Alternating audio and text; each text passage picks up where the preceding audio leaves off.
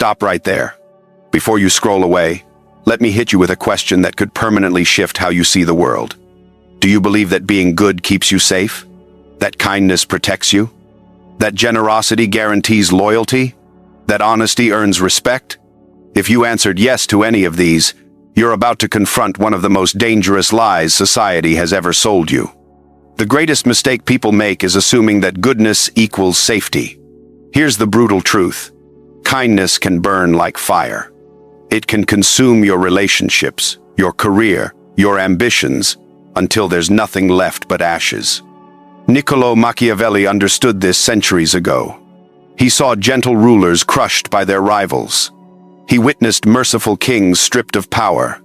He watched generous leaders betrayed by the very people they had uplifted. And he wrote it all down, stripping away illusions and exposing reality. Today, I'm going to reveal those hidden truths, the shocking cost of kindness that no one dares to talk about. In the next few minutes, you'll discover why your kindness may be your biggest weakness, why people don't respect it, but exploit it, and most importantly, how to transform it into a weapon of influence and strength. Let me be clear. I am not telling you to become cruel, nor am I suggesting you harm others. What I am showing you is how to practice kindness with strategy, not blind naivety. Because in a world full of wolves, choosing to live like a sheep only guarantees you'll be eaten. Right now, I want you to leave this affirmation in the comments. I choose strategic kindness. From this moment, everything changes. Your kindness will no longer be blind. It will be deliberate, sharp, and calculated. In this video, we're going to uncover why kindness rarely protects you. In fact, it often destroys you. And we'll see exactly how to turn it into your greatest source of power. Let's begin with the first shocking truth. Number 1. Kindness is exposure. Think about the kindest person you know. Now ask yourself this. Are they truly respected, or are they simply the one everyone calls when they need a favor? The reality is that being good does not shield you. It exposes you. When you are always nice, people begin to see you as predictable. They know you will not push back. They know you will never say no. They know they can move you around like a pawn because you are too kind to resist. That is when you become the office doormat. The friend who always pays for dinner, the family member who sacrifices without ever being considered. Let me give you a real example. I once knew a team manager who was loved by everyone. He always defended his team, always covered their mistakes, always put their needs before his own. And what was his reward? They promoted someone else. Why? Because good men rarely look like leaders. They look like servants. That is the harsh truth. People do not respect your kindness. They exploit it. Think carefully. When someone always gives, their gift loses its value. When someone never enforces boundaries, others will cross them without hesitation. When someone never shows their fangs, the world assumes they have none. Your kindness becomes your weakness because it signals to others that you can be used. Machiavelli once warned that a lion cannot escape traps, and a fox cannot scare away wolves. To survive, you must be both. Yet most people live like sheep in a world of wolves, and that is why they keep getting hurt. Leave this affirmation in the comments. I protect my energy. Number 2. The mask of virtue. Here is an uncomfortable truth. Society rewards appearances, not reality. People don't care if you are truly good. They care if you look good. They do not measure the purity of your heart. They measure the power of your image. Which means, if you want to hold influence and respect, you must wear the mask of kindness while keeping control beneath the surface. Look at the most successful people around you. Do you really believe they climbed to the top by being endlessly good to everyone? No. They got there by being strategic. They know when to display kindness, how to frame it, and who deserves it. They smile in public while making ruthless decisions in private. They show mercy when it benefits them, and strength when it is necessary. They understand that the appearance of virtue is often more powerful than virtue itself. This is not deception. It is strategy. Think of a surgeon who cuts into you to save your life. Is that cruelty? No. It is necessary pain for survival. True leaders recognize that sometimes being good requires looking harsh in the moment. Sometimes helping someone means refusing them. Sometimes protecting your team means making unpopular choices. The mask of virtue is not about lying. It is about timing, knowing when to show your soft side and when to reveal steel. Most people get this backward. They reveal weakness to their enemies and reserve strength for their friends. The wise do the opposite. Machiavelli put it clearly. People see only what you appear to be, while few ever know who you really are. Perception shapes reality. If people believe you are weak, you become weak. If they believe you are strong, you gain strength. Leave this affirmation in the comments. I control my image. Number 3, the trap of generosity. This one will shock you. The more you give, the less people value it. I know that sounds backwards, but stay with me. Generosity creates applause in the short term. People cheer for you. They praise you. They tell others how amazing you are. And yes, that feels incredible. But with time, something strange happens. Your generosity breeds dependence, entitlement, and eventually resentment. Let me show you how. When you help someone once, they are grateful. Help them twice, and they thank you again. But after 10 times, the gratitude fades. What was once special becomes normal. If you stop helping, they forget the 9 times you said yes. They only remember the 1 time you said no. Suddenly, you are selfish. Suddenly, you are the villain. Think about parents who give their kids everything they ask for. At first, the children are thrilled. They say thank you. But soon, gifts stop feeling special. The new phone is not a blessing. It is just what mom and dad are supposed to do. The moment the parents refuse, the kids explode with anger and call them unfair. The same dynamic plays out in friendships. You are the one always paying for dinner, always driving people around, always showing up to help. At first, your friends appreciate it, but eventually, they stop noticing. They simply expect it. And the one time you need them, they are too busy. That is the trap of generosity. You give and give until giving becomes your identity. And the moment you stop, you are cast as the villain in someone else's story. Endless generosity does not build loyalty.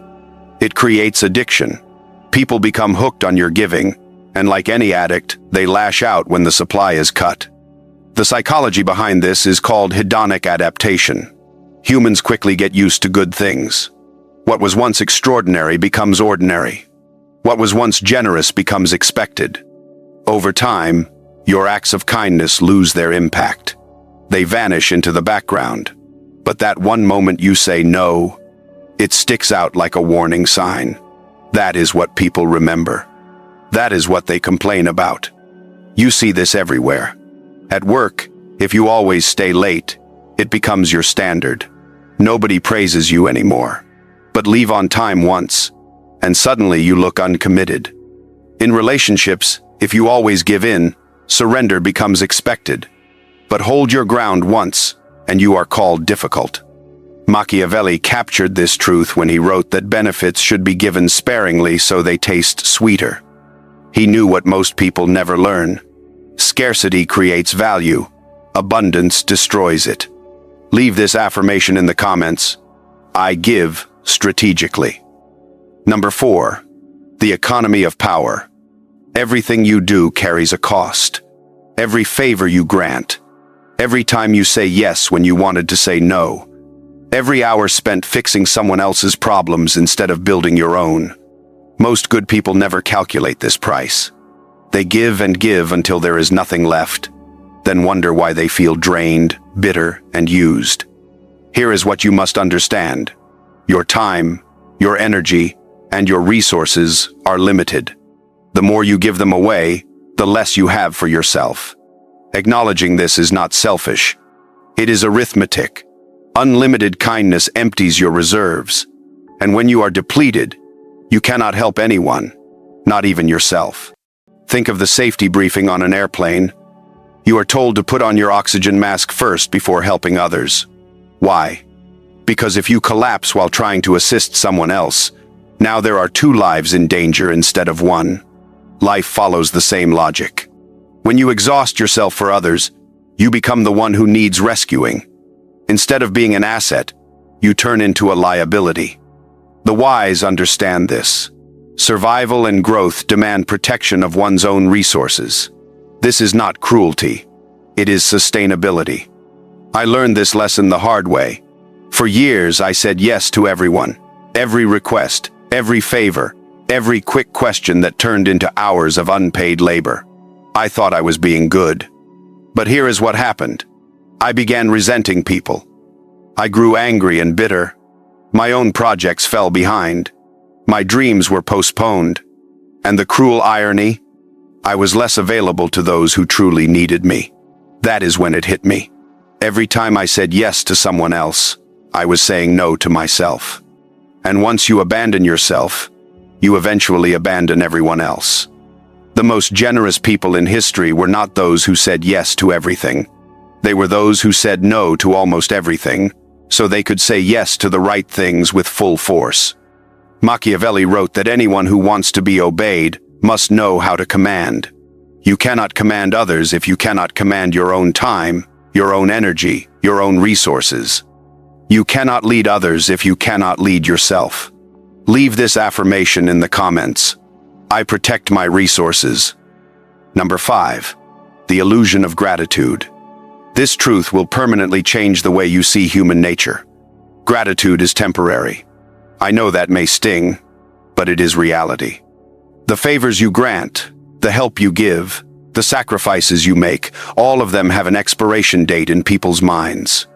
Acts of kindness repeated too often stop feeling like gifts and start feeling like obligations. What begins as, "Thank you so much," quickly becomes, "You should do this," and eventually turns into, "Why didn't you do this?" Picture this. You help your neighbor move once, and they are overflowing with gratitude. 6 months later, you help them move again. They still thank you, but with less excitement. By the third time, it is no longer appreciation, it is expectation. By the fourth time, they do not even ask. They simply assume you will show up, and if you cannot, suddenly you are selfish. Suddenly, you are the bad guy. This is not cruelty, it is psychology. Humans adapt to kindness. What was extraordinary becomes ordinary. What was once generosity becomes entitlement. In the end, people remember the benefits they received, not the goodness you displayed. You see this pattern everywhere, in relationships, workplaces, friendships, even families. The one who always says yes becomes the one everyone expects to say yes.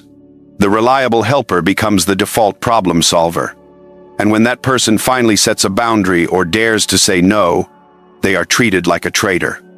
The more consistent your kindness, the less it is appreciated. The more available you are, the less special your presence becomes.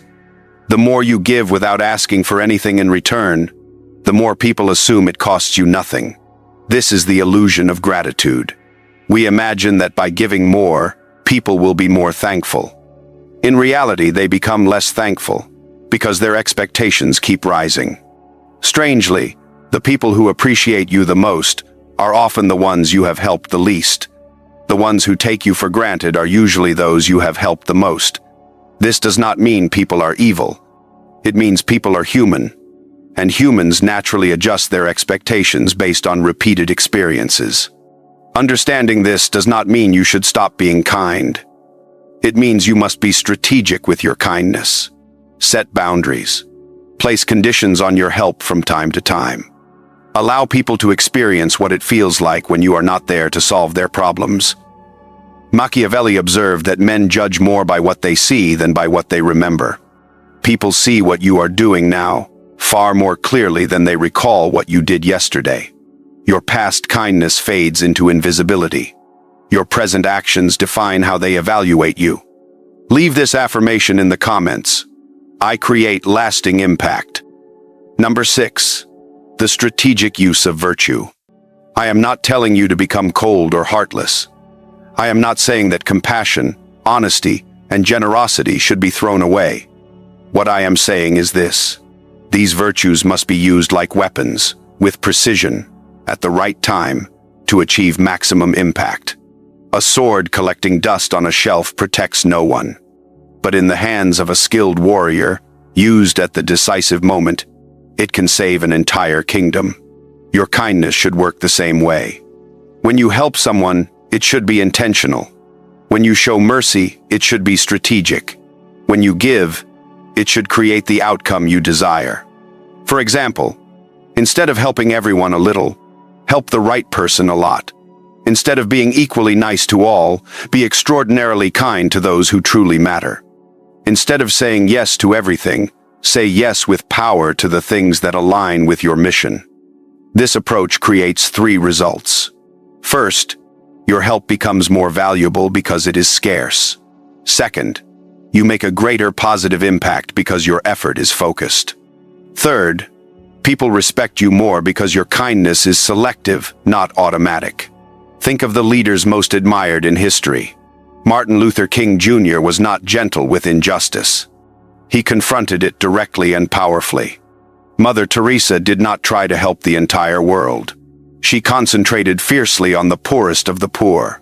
They were both good people, but they were good with strategy. They wielded virtue as a tool for transformation, not as a way to win approval. So how do you apply this in daily life? Before saying yes to any request, ask yourself 3 questions. Does this align with my values and goals? Can I do this without draining myself? Does this person truly appreciate and respect what I am offering? If the answer to any of these is no, then your answer should also be no, delivered kindly but firmly. And when you do say yes, give your full effort. Deliver real value. Create meaningful change. This way, your yes will carry weight. Your help will be remembered. Your generosity will inspire loyalty instead of entitlement. Machiavelli once wrote that promises made reflect the needs of the past, while promises broken reflect the needs of the present. What he meant was this: sometimes, keeping your word to one person means breaking your word to another. Sometimes, doing right by your family requires being tough on colleagues. Sometimes, protecting your dreams requires disappointing those who want to consume your time.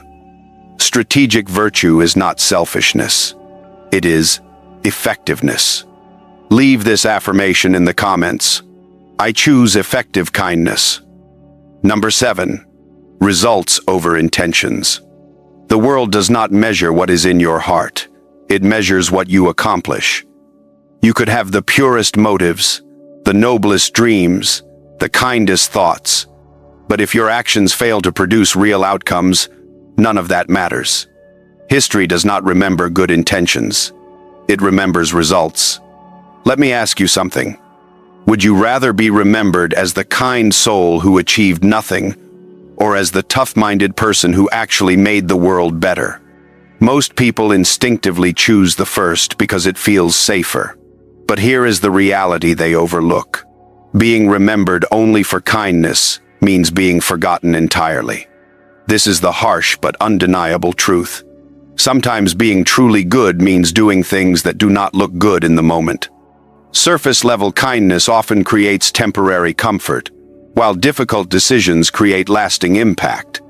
A parent who disciplines their child is not cruel.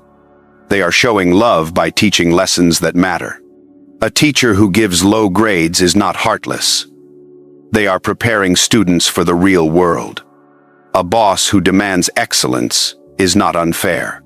They are pushing their team to rise higher than they thought possible. Real goodness is about results, not appearances. It is about creating positive outcomes, not just pleasant feelings. This is where so many well-meaning people go wrong. They chase approval instead of effectiveness. They choose comfort over growth. They settle for temporary peace instead of long-term change. But here is the truth.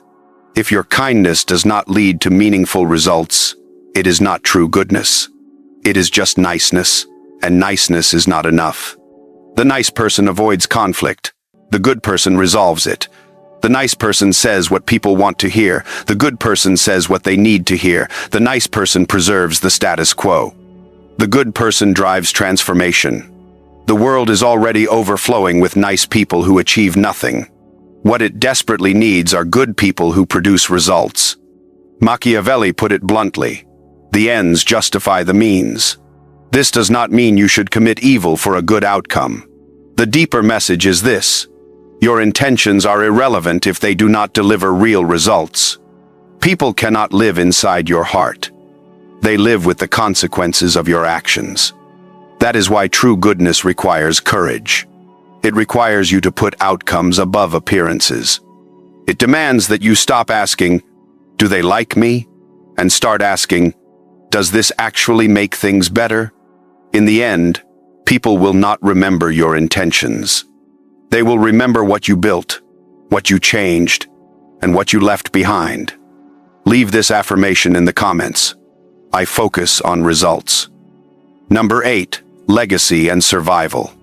Let's talk about what truly matters: how you will be remembered and what you will leave behind. History does not celebrate people who were merely nice. It honors those who endured, who fought, and who transformed their results into greatness. Think about it. Can you name 5 people from history remembered solely for being kind? Probably not.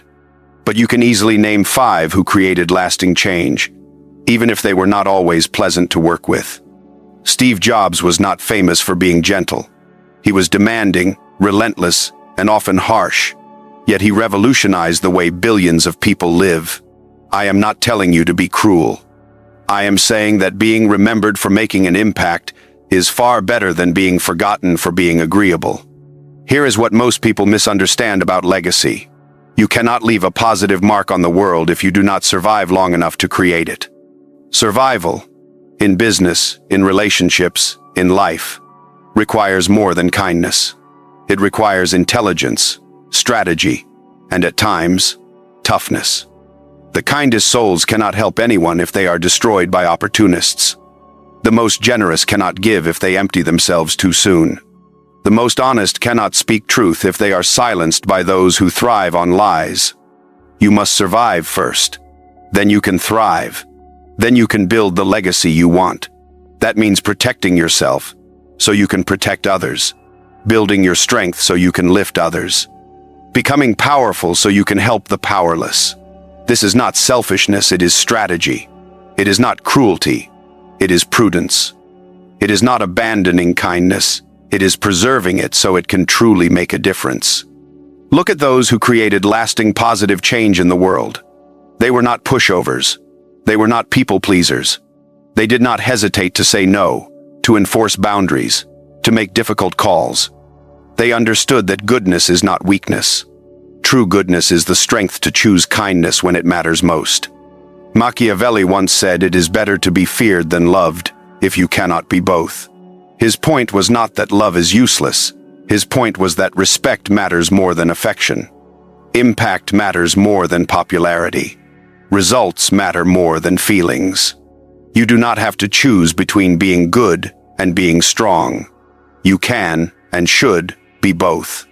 But if forced to decide, always choose strength first, because strength gives you the power to do good when it counts. Weakness leaves you a victim, even with the best intentions. We have covered a lot today. But before we close, let me leave you with the single most important lesson. Kindness without strategy is the most dangerous trap you can fall into. It leaves you vulnerable to those who want to exploit you. It drains your resources until you have nothing left to give. It builds expectations you cannot sustain. And in the end, it blocks you from creating the positive impact you truly desire. Strategic kindness, however, is a weapon. It is a survival tool, a lever of influence, a foundation for real change. You now understand the hidden cost of blind generosity. You see why endless giving turns into dependency, why gratitude fades, and why good intentions without results are worthless. More importantly, you now know how to turn kindness into power, how to be good with strategy, how to help with precision, how to create outcomes that matter. So here is the choice before you. Will you continue being the old version of good, blind, boundaryless, and destined to be drained? Or will you become the new kind of good, strategic, effective, powerful? This decision will define your future. Will kindness weaken you, or will you master it and wield it as strength? The choice is yours. But now you have the knowledge to choose wisely. If this video opened your eyes, hit the like button. If you want more truths that challenge how you see the world, subscribe and turn on notifications. And if you know someone who needs to hear this message, share this video with them. Your kindness is not weakness. When used strategically, it becomes your greatest power. Leave this final affirmation in the comments. I master strategic kindness. And remember, in a world full of wolves, do not be the sheep, be the shepherd. Protect your flock not through weakness, but through wisdom, strategy, and strength. Thank you for watching, and I will see you in the next video.